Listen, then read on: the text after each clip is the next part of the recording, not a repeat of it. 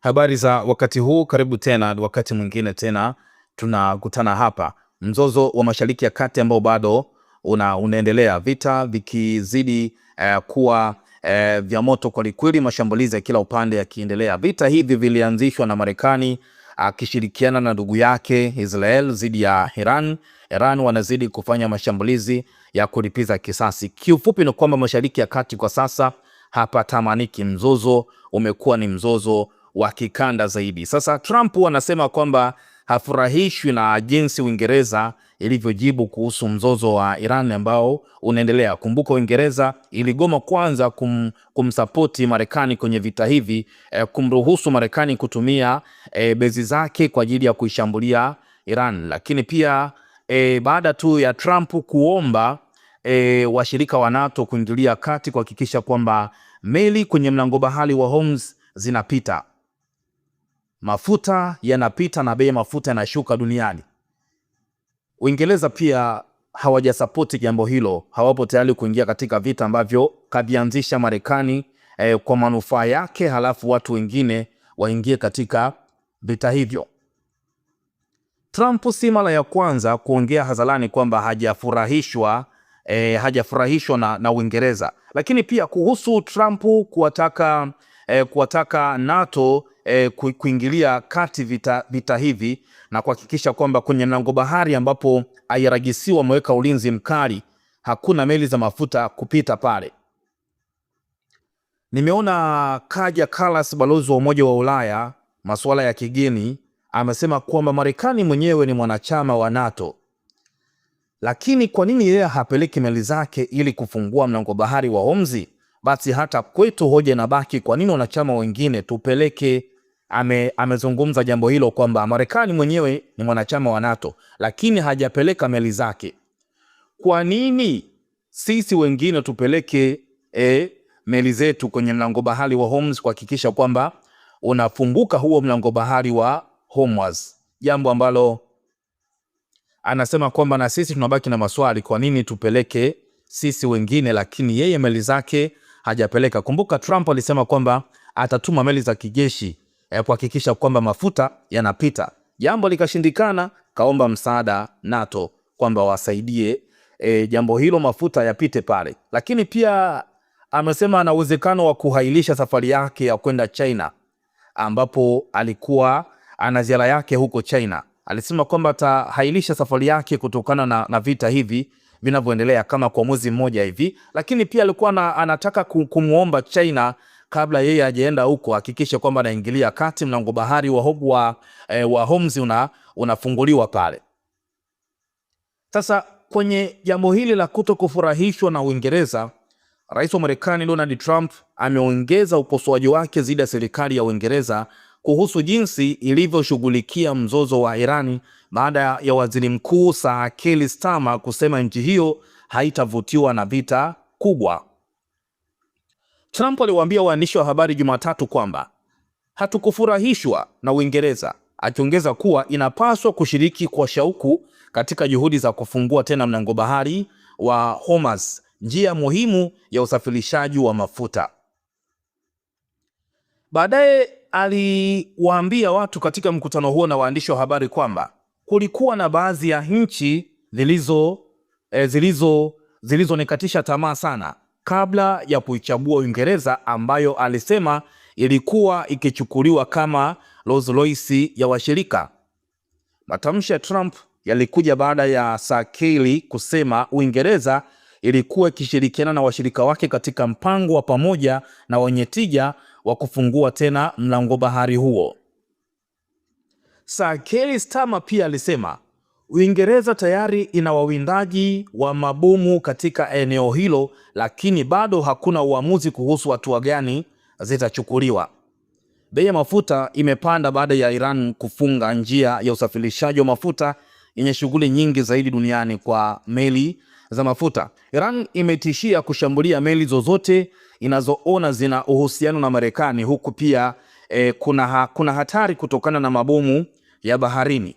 Trump amehimiza Uingereza na nchi zingine kutuma meli za kivita katika Ghuba ili kusaidia kulinda njia ya usafirishaji. Sir Keir Starmer hapo awali alikuwa amemkasirisha Trump kwa kukataa kuruhusu Marekani kutumia kambi za Uingereza kwa mashambulizi yake ya awali dhidi ya Iran. Hata hivyo, tangu wakati huo ametoa ruhusa kwa ajili ya matumizi hayo kwa ajili ya hatua za kujilinda dhidi ya mashambulizi ya makombora ya Iran.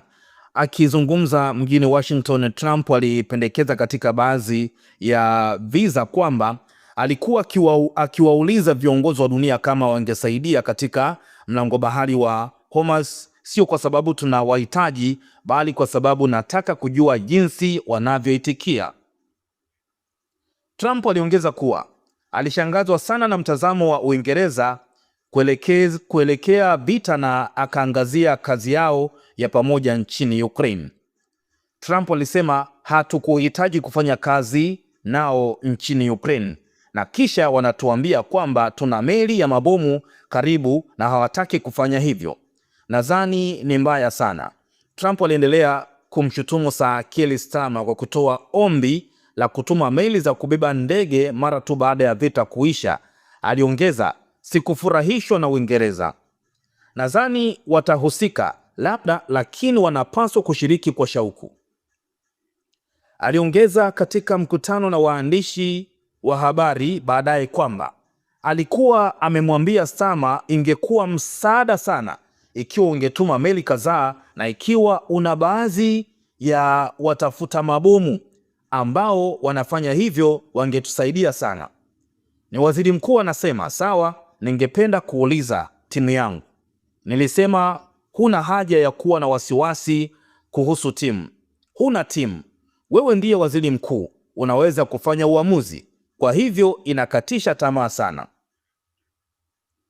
Vyanzo vya habari vya Uingereza vilisisitiza kwamba waziri mkuu alikuwa akijaribu kuelewa kile ambacho jeshi na washirika wa Uingereza wanaweza kufanya kwa pamoja kama timu, tofauti na uwezo wake wa kutenda kwa uamuzi. Meli ya kivita ya Uingereza HMS Dragon iliondoka Portsmouth mnamo Machi 10 ili kujiunga na shughuli za ulinzi za nchi hiyo katika eneo hilo la Ghuba. Jukumu kuu la ndege za kivita aina ya Type ya 45 litakuwa kulinda ndege za RAF Akrotiri huko Cyprus, ambayo ilipigwa na ndege isiyo na rubani iliyotengenezwa Iran mapema mwezi huu. Kwa hiyo Trump bado ana hasira na waziri mkuu wa Uingereza Sir Keir Starmer.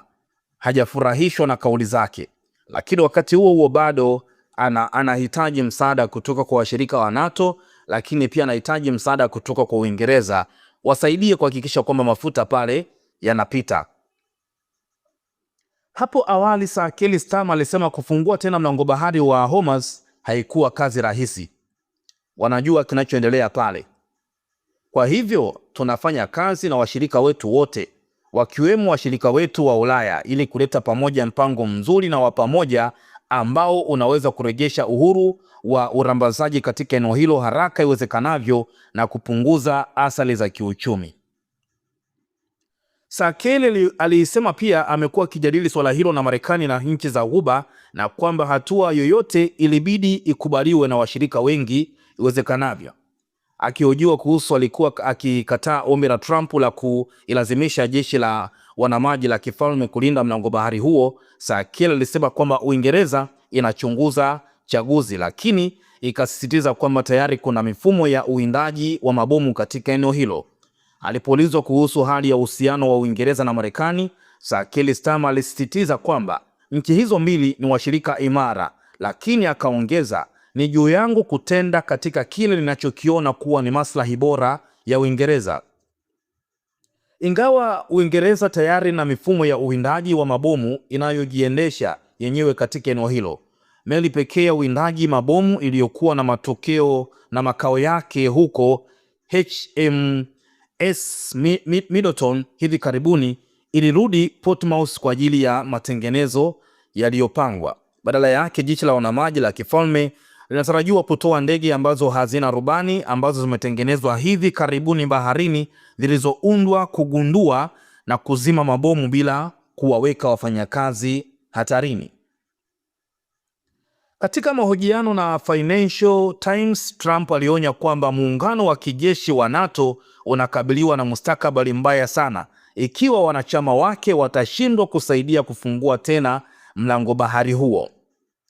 Lakini msemaji wa serikali ya Ujerumani alisema vita hivyo havina uhusiano wowote na NATO, akiongeza kuwa ni muungano wa kulinda eneo.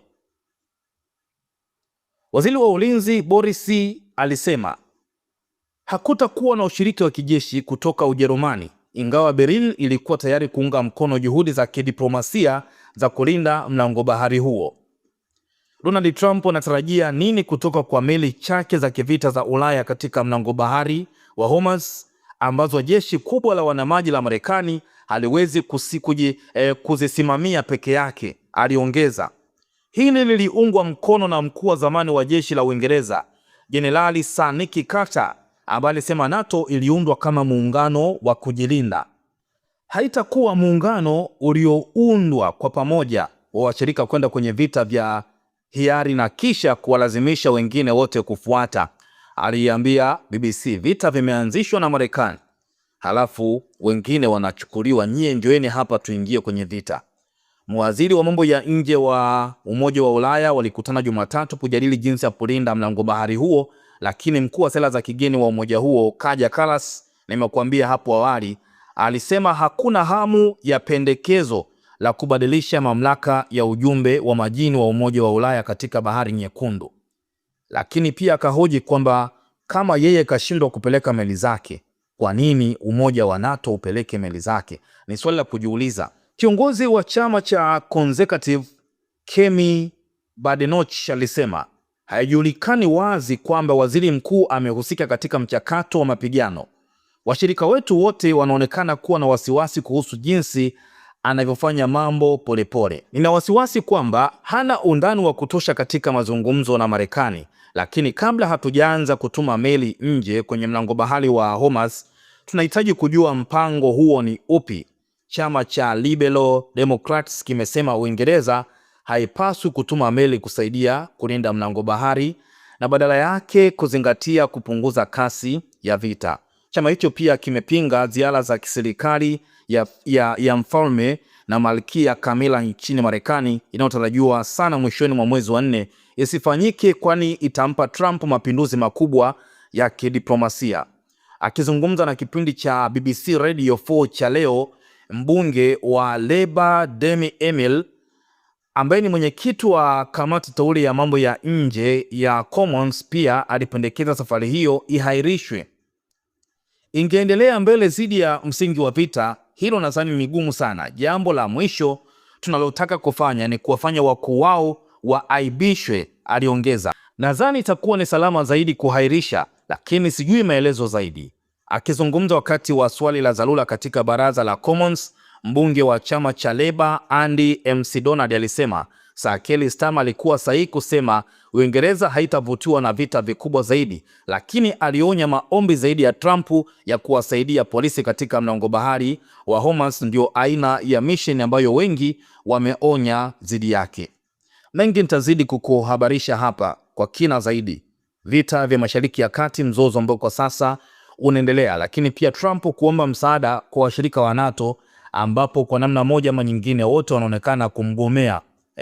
Kaanzisha vita halafu anachukua watu wengine waje kupigana vita. Tuchie maoni yako na endelea pia kutufuatilia hapa kwa taarifa mbalimbali. Kuna mengi sana Mashariki ya Kati ambayo yanaendelea. Bye.